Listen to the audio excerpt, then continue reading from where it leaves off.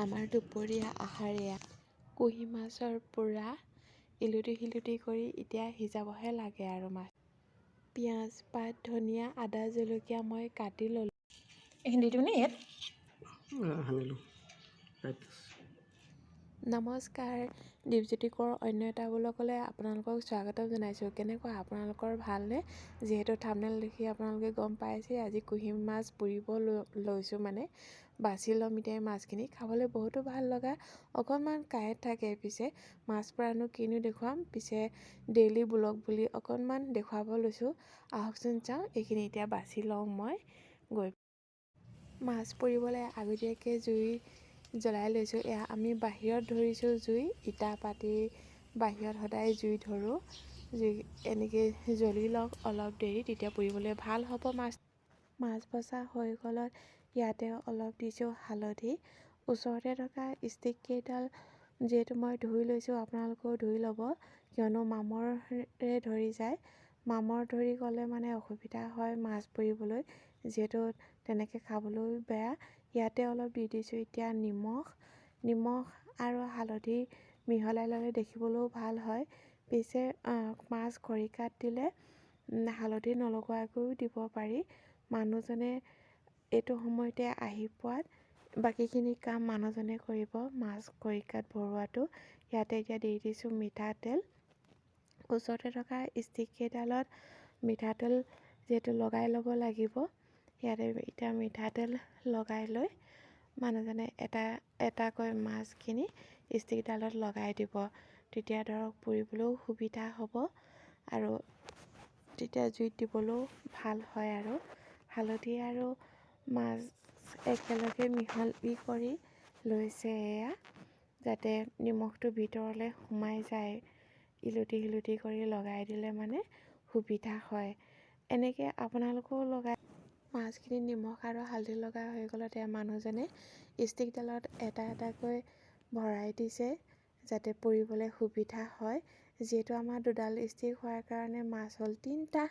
এতিয়া 2টা মাছেই প্ৰথমে পুৰিব লাগিব, পাছত এটা হ'লে মানে উলিয়াই ইটো লগাই দিম আৰু তাতে। এইখিনি এতিয়া এনেকৈ সুমুৱাই লৈছে তেখেতে।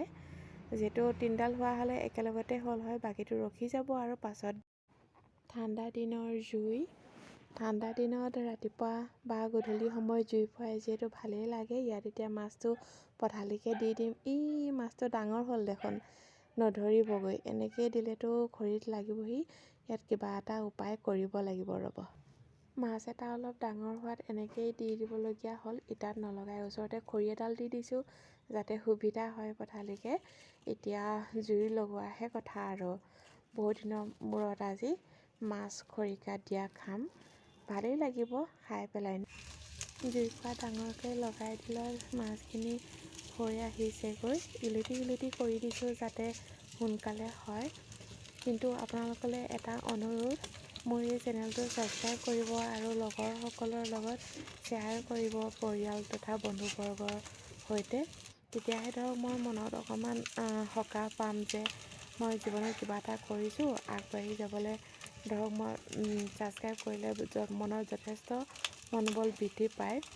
সেইটো কথা। এয়া মাছ যিহেতু হৈয়ে আহিছেগৈ আৰু এইটো দেৰি হৈছেগৈ আৰু। এইপিনে থৈ লওঁ কাঁহীখনতে, তেতিয়া ধৰক সুবিধা হ'ব মোৰ। বাকী ৰৈ যোৱা মাছটো এতিয়া এনেকৈ দি দিম, এইটো সিজাই ল'ম। জুই যিহেতু ভালে লাগি থাকিলে মানে ভালকৈ যেতিয়া খৰি শুকান হয় নহয়, জুইটো ডাঙৰকৈ লাগে ন, মাছ চাছ পুৰিবলৈ সুবিধাই। এইখিনি দি দিওঁ নে ইয়াত? সানিলোঁ। কুহি মাছ যদিও খাবলৈ ভাল, যথেষ্টই নেকি কাঁইট লগা। মানুহজনে কাঁইটখিনি বাছি দিছে। এইপিনে এয়া জলকীয়া আৰু পিঁয়াজ ধনিয়া পাত একেলগে দি দিছোঁ। এতিয়া সানিবহে লাগে আৰু। এইপিনে মিঠাতেল দি দিছোঁ, যাতে পিটিকাখনত বহুতো ভাল লাগে খাবলৈ। এইপিনে এতিয়া নিমখ দি দিম, যাতে বহুত টেষ্টি হয়। এনেকৈ খাই চাবচোন। এয়া আমাৰ ভাত ৰেডি হৈ গ'ল। ভাত, এইপিনে ককিলা মাছ, নেমু, কুহি মাছৰ পিটিকা, জলকীয়া, লাই শাক আৰু গাহৰি দিয়া। আমি এতিয়া খাই লওঁ দেই।